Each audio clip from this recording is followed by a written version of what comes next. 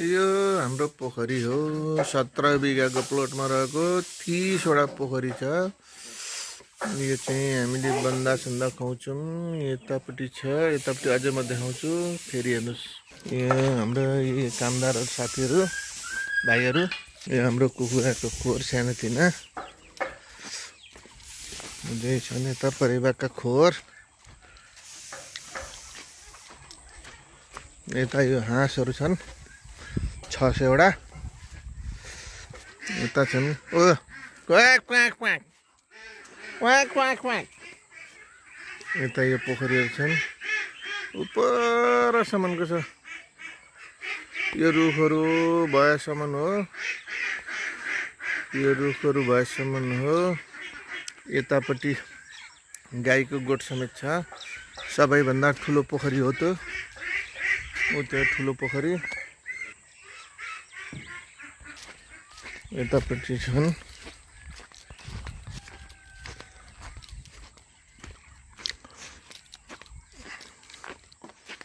सबैभन्दा ठुलो पोखरीमा बकुला माछा पनि देखाउँछु ल। यो हो, उता परसम्म हो, पर यो रुखसम्म हो। अझ त्योभन्दा उता पनि हो, पर यो रुखदेखि उता छ अझै। यो 1.5 बिघाको पोखरी हो।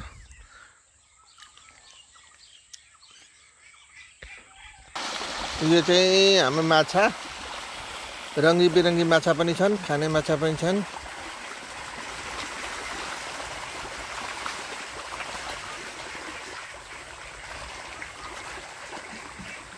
यसमा लगभग 20 देखि 22 हजार माछा छन्।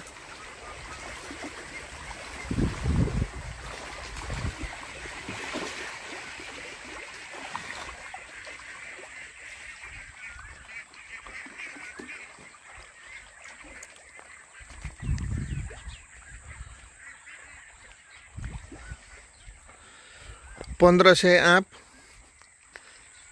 700 पिलर ड्रैगन फ्रूट, 1000 कागती, 11,000 सुपारी,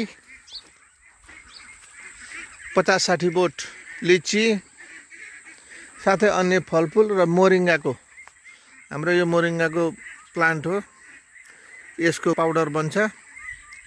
यसको पातबाट पाउडर बनाएर हामी सेलिङ गरिरहेछौँ।